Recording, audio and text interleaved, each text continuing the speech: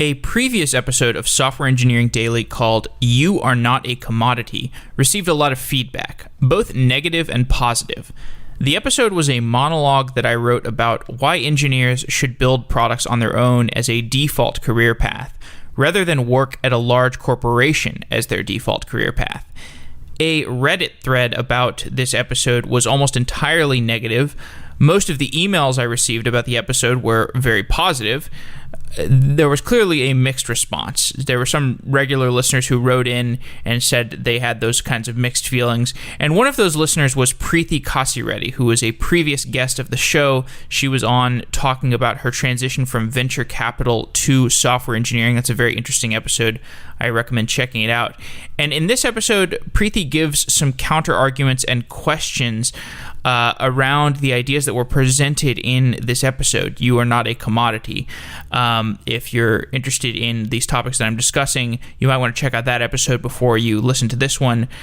This episode is going to be a useful discussion for anyone who is thinking about their own career path and whether to go work for a company or to do something on their own. The previous episode, You Are Not Commodity, was on a weekend. It was an episode without any ads, but I feel like this follow-up discussion was a little more substantive, and so I'm airing it during the week. So I hope you enjoy this episode, and definitely give me some feedback on if you like this discussion, if you want more episodes that are discussing this matter. Certainly the emails I've received so far sound like people do want to hear more about alternative career strategies. So with that, I hope you enjoy this episode. Continuous integration is so useful that I've started using it on my own personal projects. SnapCI from Thoughtworks has the fastest setup I've ever seen. I registered for SnapCI with my GitHub account, and after a few clicks, I had continuous integration pipelines set up for a Node.js application and a Rails application that were just sitting on my GitHub account. And I don't want my users to experience breaking changes, so I want to run a large suite of tests for my application every time I push a change. And SnapCI will run those tests quickly, in parallel, on a worker that SnapCI spins up and takes care of for me. Whether you have personal projects like me, or you work at a company that is looking for the perfect tool to improve the deployment process, go to snap.ci/softwareengineeringdaily. SnapCI embodies the lessons that Thoughtworks has learned from 20 years of software deployment, the same lessons that have been written about by Martin Fowler and Jez Humble. Check it out at snap.ci/softwareengineeringdaily. It would support Software Engineering Daily, and you would get to check out continuous deployment. snap.ci/softwareengineeringdaily. Thanks for listening.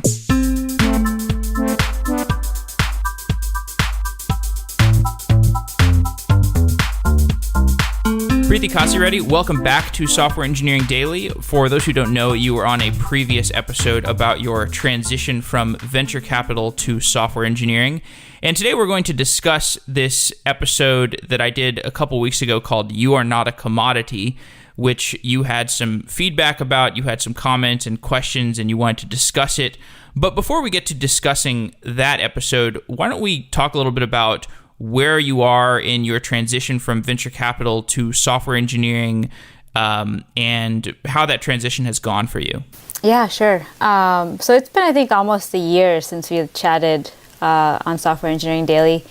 And in that time, so I went through this coding program called Hack Reactor. And after that, I did some work on my own independently as like a contractor type of thing. And that was phenomenal. I gained some experience doing that, and then I made my transition to doing full-time software engineering at a company called Coinbase. And what we do is we build a digital currency platform for people to trade Bitcoin and Ethereum, and in the future other types of currencies as well.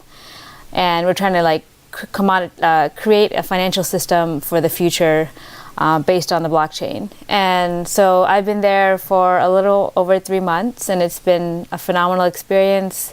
Really learning a lot as a full-time software engineer. And so when I came across your podcast, it was interesting to hear because, I mean, obviously as someone who comes from venture capital, I'm very involved and very attracted by the entrepreneurial sort of mindset. And as an engineer, I have that still in me. And it was interesting to hear your kind of preach to just go out and do your own thing. But I obviously had some questions about, like, for just a software engineer, like how it's even possible to make that transition. Yeah, and so before we get into that, how does my perspective contrast with the perspectives that you have been exposed to through venture capital and through your work at Coinbase, which is obviously early on in its company lifetime? There's a lot of entrepreneurial people there. How does my perspective contrast with theirs? I guess, like, you talk about in your perspective, you talk about engineers sort of at bigger companies and sort of like larger corporations. Meanwhile, I'm working at a startup, so it's slightly different in that sense. And you kind of have, as an engineer, you have a lot more freedom and leverage to kind of build and do work on what you want at a startup, and you'd get to do a lot more than what you might do at a big corporation where you have one single role, I'd say. Okay. Cool. Well, so why don't we get into some of the discussion that you were interested in talking about? This will be slightly different than most of the episodes because you have some questions for me. Most of the time I'm asking the questions. So I guess go ahead and ask me what you're interested in discussing. Yeah, sure. So I think one of the first things you talked about were, like, as an engineer, you felt that you are not being compensated as much or like as an engineer, you have so much more leverage these days, and the work you do at a corporation is not compensating you enough for the leverage you can go and get out in the real world. But before a person or a software engineer can go out in the real world, how much experience real world experience do you think an engineer needs before they're, like, ready to actually go out and build a product? Can, like, a college grad completely new grad go out and do this, or do they need, like, a couple years of experience to see how software is built in production before they go out and do something like this? Well, that definition of real world experience can kind of vary depending on who you are. Some people will say real world experience means working at a big corporation or even a startup and seeing how the sausage is made. The thing is, whenever you work at one of these places, your view on how things are built, how things should be built, inevitably gets biased towards how the last place you worked at functioned. And so there's positives and negatives to going to an organization to see and seeing how it works. So I don't think it's, like, strictly advantageous to go and get, quote, real world experience. So anybody that has been alive long enough to learn to code has real world experience. They may not have real world experience building a software product, but they have enough real world experience to see, some problems that exist in the world.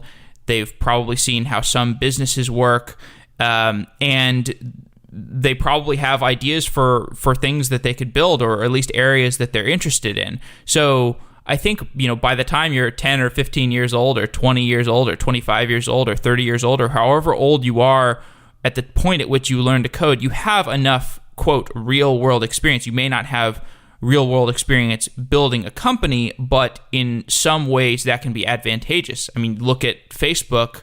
Facebook was built by somebody who had not built a company before, and the result is that you have this really strange company structure that works really, really effectively. I mean, how long have we had internet businesses in the world? Not very long, like 20 years, 30 years, maybe. And so how many different models for building a company have been explored?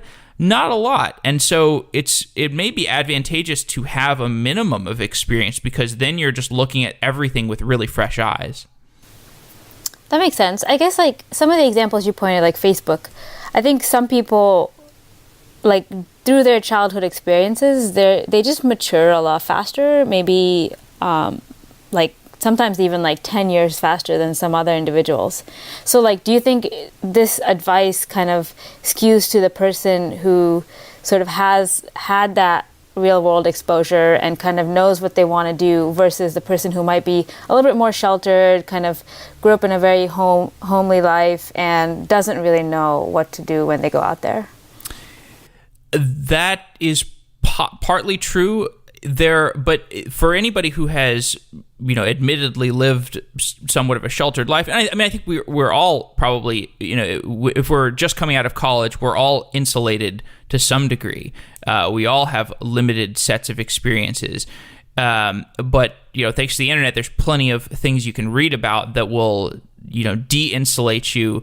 There are ways to have broader experiences. But there's also, advantages to having insulated experiences, because if you have extremely specific sets of experiences, then maybe that's like the customer base or the user base that you want to serve. Like, for example, I spent many years playing poker online, and that biases me towards thinking about the problems that online poker players have, which most people would not be thinking about, and it insulates me in some sense from wider sets of problems that normal everyday people have that are not gamblers, but it might inform more specific, interesting problems that I could build for that customer base. Interesting. I think I generally agree with that. Like, for example, Peter Thiel's program, he pitches that like a student doesn't even need college and they can sort of start building right after high school, and you get like a very tailored experience through that program, and the success of that is still hard to measure. It's totally true. I can see the point of view that like if you just throw someone out in the real world, they'll figure it out, versus being cushioned the whole time. I can see that point of view as well, but just something to consider. Then the next question would be, like, let's say someone does have the courage to go out and build something and follow your advice. They do have to still make a living and enough to pay rent and food and the basic minimum expenses to live. So how do they come up with something that will actually generate enough money for them to stay afloat while they do this? I mean, there's different approaches to this. You can, if you're really risk prone, you can take out loans, but one approach I've seen from my little brother is he's doing this lifestyle arbitrage thing where he travels around the world to places like Thailand or the Philippines, where it's super cheap to live, and you can work on consulting projects either on Upwork, or if you start your own little consulting business, you can make a good amount of money even as a somewhat introductory programmer, and you can live in these fairly cheap to live places. You can also do this thing that there was a guy I had on the show a while ago who had also gone to Hack Reactor. He'd actually gone to 2 coding boot camps, and instead of going to work for a company, he just went to live at home with his parents. So, he had parents who were willing to house him while he could work on his own stuff there. And so that's what he did. Not everybody has these luxuries, obviously. Maybe people have no money saved up. They can't go to work at, they can't do any explorative stuff because they have no money saved up. They don't want to take out loans. They may have a family. And in these types of situations, you probably have to do some sort of planning up front where you say, okay, I'm going to work for X months or X years and save up enough money to do some sort of explorative, coding journey. But in any case, like the time horizon for that type of decision would still be like 3 to 5 years, which is not that long if you're thinking in terms of like, this is the way that I want to organize my life. I want to organize my life around building things and having a lot of autonomy over the things that I work on. So in any case, like the financial framework that you take to this process may take some time to arrange, but it's totally worth it And if you're younger, or if you have fewer things that you're tied down to, then you can make it. You can actualize it a lot faster. You can find different ways to go off on your own building type of experiments. But if you're older, if you have more ties or more debts or something, it may take longer to navigate your way towards that direction. Yeah, exactly. And I think like you had an interesting on the note of like money and making enough money. You had an interesting stat where you sort of talked about how Apple or Google make $1 million per year on you, but they pay you much less than that. And that's probably true in like an absolute sense, right? Like because they have a certain number of profits, you divide that by the number of people in the company. But if you're going out as an individual trying to build a product, you don't have that network, you don't have that customer base that Apple or Google or big corporation has built over time. So do you think it's fair to say that like an individual can go out and make $1 million a year, or is it skewed a little bit higher just because they're working at a bigger company and the bigger company has some leverage that you don't? Well, I mean, so one of the things that I'm pretty biased on in this post that may not come through as clear is that, like, there's such a diminishing return on the amount of money that you need these days, just because like a smartphone is like the best thing that you can possibly have in the world, and it only costs $600. So maybe you don't need to make $1 million a year immediately, or you don't need to make $200,000 a year immediately working at a big company. But so that kind of evades your point. Your point is that when you go to work at these companies, you have the leverage. The company gives you the leverage to generate $2 million a year, and then the company captures 90 or 80% of that profit, and then they only give you $150,000, $200,000 to take home. I'm not sure for most people how much difference the $150,000 versus the $2 million would actually make in their lives. But my point was more that, like, if you're coming at this from a financial sense, you would be better served to try to build one of these type of revenue generating monstrosities than to work as a subservient agent of one of them. So like, people look at that chart and they're like, oh, that's a horrible deal for the people working there. And I look at it and I'm like, well, that is a great revenue generating piece of machinery that they've built. But I guess your question was more around how can you build the customer base or the network that you would need to catch up to this type of revenue generating engine, which I guess is more of a social question. Like, how do you build the network? How do you build the customer base? Because you're not at this company where you have a lot of people to talk to, and the job of selling to the customer is abstracted away from you. And I think that, like, part of that the social problem to tackle, the problem of becoming an authority on a certain product area or a certain type of engineering, part of that can be achieved through blogging or Quora or podcasting or Twitter, or these different ways where you can become a social authority on a highly niche topic. There have been models proven for this at this point. Quincy Larson is the biggest authority on coding education, and he basically became that authority by deciding he was going to become the authority and writing incessantly about it, which you can do regardless of whether you are qualified for that by having worked in it before, or if you just say that you're going to become qualified by writing about it and researching it. Yeah, interesting.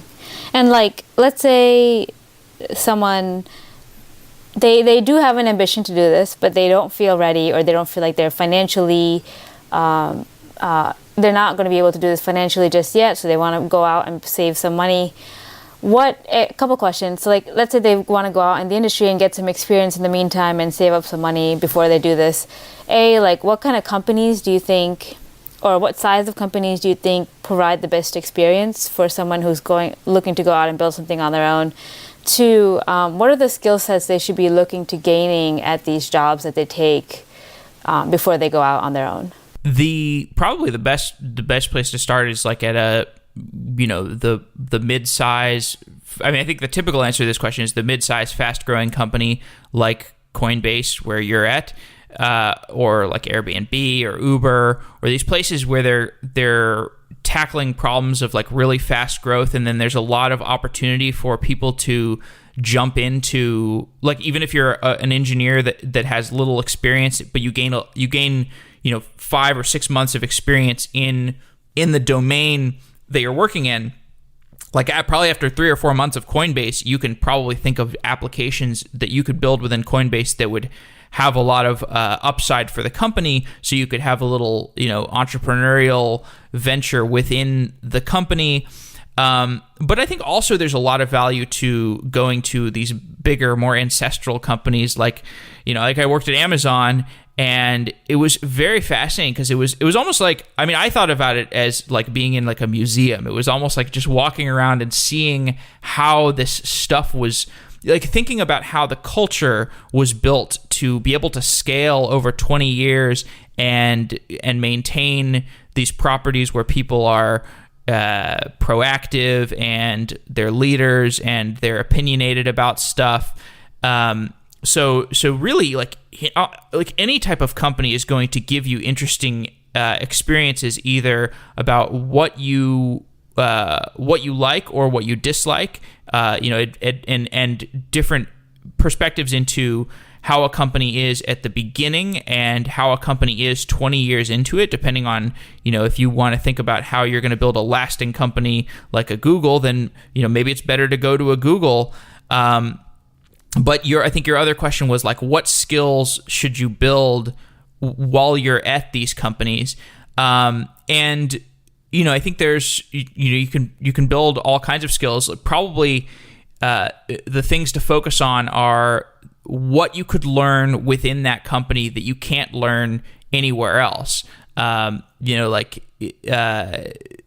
you're at Coinbase, you probably have access to ways, you probably have access to information about how companies can scale Bitcoin systems and the specific domains of and challenges for building those types of systems. And you're not going to be able to find that information on Medium or on Quora or read about it or hear about it in a podcast. So it would be interesting and unique and it would give you specific, highly differentiated sets of skills to focus on those sorts of things. Not to the detriment of learning React.js or Ruby on Rails or whatever more generalized skills you could learn at this place, but there is a type of differentiated information that you will get by virtue of working at some established company. Interesting. That's definitely true. Do you think that if someone works at a financial company versus working at like maybe a social media company, do you think that their experiences there influence what they end up doing? Definitely. But, you can have different experiences. It depends what product you're working on at that given company. But, other times, like I worked at Amazon, and but don't have any plans to build an e-commerce business. So the things that I took away from Amazon were more about the culture and the attitudes of the people there, rather than the specific products that they were building. One advice that I've always heard is like, obviously, like at some point, I don't know whether it's in the next year or the next 5 years, I will go out and build something on my own. But when I tell this to people, the advice they often give me is, why don't you, instead of making the full jump, why don't you do something on the side, like on nights and weekends? What do you think about that idea instead of sort of going in and jumping into this 100%? It's not a bad compromise. So, like near the end of college, I just started realizing that I was having a lot of fun building stuff, and it was much more fun for me than playing video games or going to concerts or whatever. And so that realization has kind of propelled me to just do this stuff, whether I'm working at a big company or now, doing Software Engineering Daily. All of my spare time is spent building stuff. And so the decision to be building stuff is sort of agnostic of, am I at a company or am I on my own? And like, I guess the importance of something that I'm building being viable as a business is more important now that I'm on my own. Like, I had to figure out some way to build an actual business kind of before I left Amazon. But I guess that is less true if you are working at a company and you have a stable income. The scope of stuff that you explore might be more radical and interesting. But yeah, I mean, that's not a bad compromise. And then my next question is kind of slightly different. It's, let's say someone does go out on their own and they completely fail.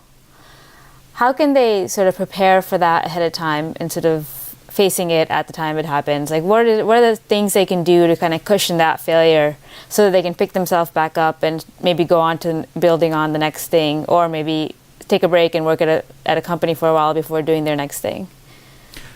For you and I, it's really hard to have what is a complete failure, because regardless of how badly we fail in business ventures, we still live in America. And you live in America, you have clean water, access to toiletries, and it's really hard to imagine something, having a business failure where you somehow lose access to having a nice bed to sleep in. The downside risk to starting something for most people that are listening to Software Engineering Daily is really minimal.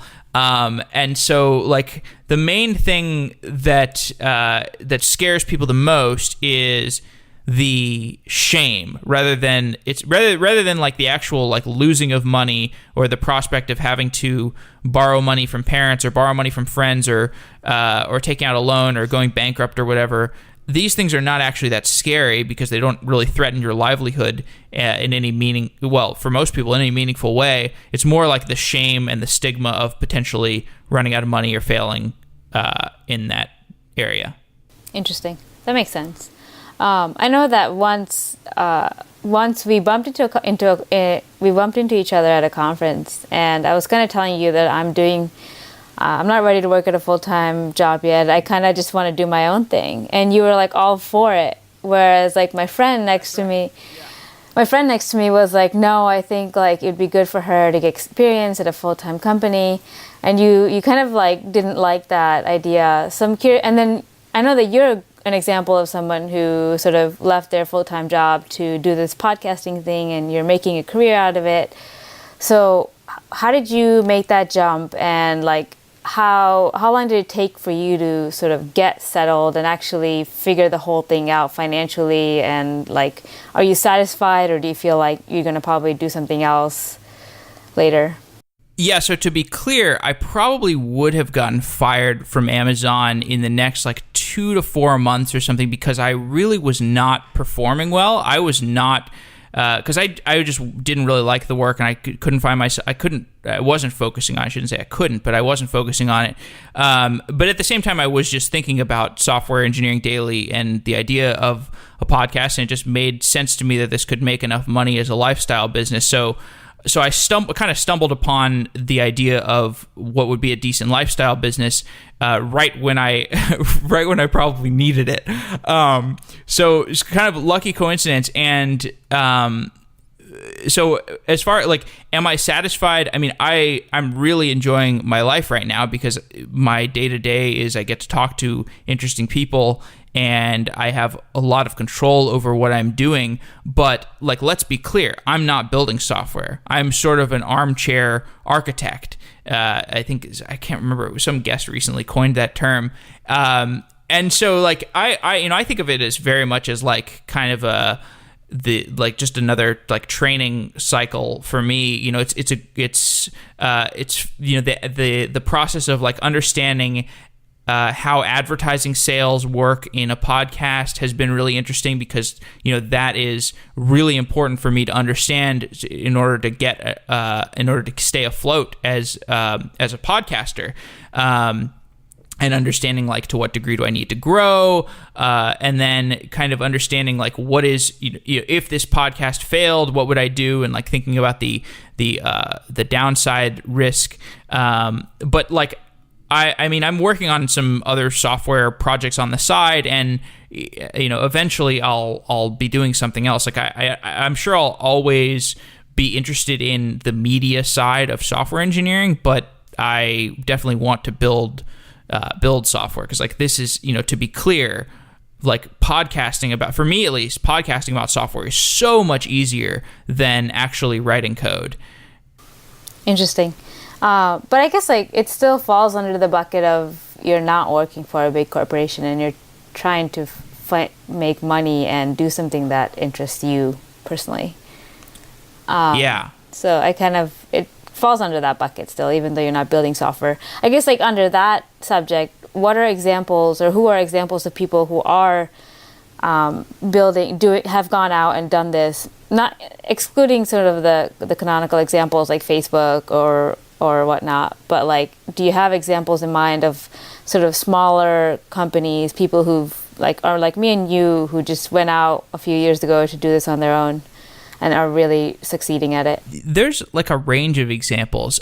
So at the lower end of generating money, I think there are all kinds of people who are doing this lifestyle arbitrage thing where they go and live in Thailand or whatever, and they're just doing consulting work, and then maybe they're writing their own thing in their spare time, and they can live off of $30,000 a year, $40,000 a year, whatever they make consulting.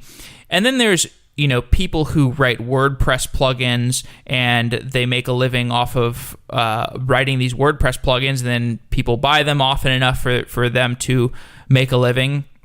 And then as you move up the profitability stack, there are people who, there's the person who made, I think there's something called Nomad List, which is basically a way of hiring nomadic programmers.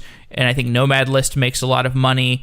There are, I think, sometimes I think of, when I'm thinking of people who have done this, there's this guy I wrote about in the blog post, the You Are Not a Commodity blog post, this guy, Marcus Friend, who started a dating website, cause he just started it because he was learning C#. He was literally okay, I want to learn C#. What's a basic CRUD application I can build? Oh, a dating website. And 10 or 15 years later, I think this was trending on Hacker News yesterday, he sold it for $575 million. Basically just this thing that he had started hacking on. And there's also I think the example of Ethereum is really interesting. I think Vitalik Buterin started it when he was basically he was working on some Bitcoin related technologies, but mostly he was doing journalism and just writing about Bitcoin and writing about governance stuff and the challenges of a cryptocurrency protocol. And eventually he was oh, I should just do this. And then he kind of turned into this authority on what is now Ethereum. He invented it and then became an authority on it. So there's all these different paths that people can take. I think those are mostly my questions, but this has been super helpful. These are kind of the things that were coming up in my mind as I listened to that podcast, and I'm sure most of the people had the same questions in terms of because it's not uncommon for people our age, between in their 20s or 30s, to feel this way and kind of go through these self-doubts and feel okay, am I really doing anything working for this company, or should I be doing something else? People kind of go through an existential crisis during this age, essentially. And every person I've talked to that I know, or all my close friends at least, are going through the same thinking process. So it's good to kind of hear you go out and tell people yeah, it's okay to go out and build something on your own. And even if you fail, it's fine. You're not going to be on the streets necessarily. Thanks to Symphono for sponsoring Software Engineering Daily. Symfano is a custom engineering shop where senior engineers tackle big tech challenges while learning from each other. Check it out at symphano.com/sedaily. That's symphono.com/sedaily. Thanks again, Symfano. Wow.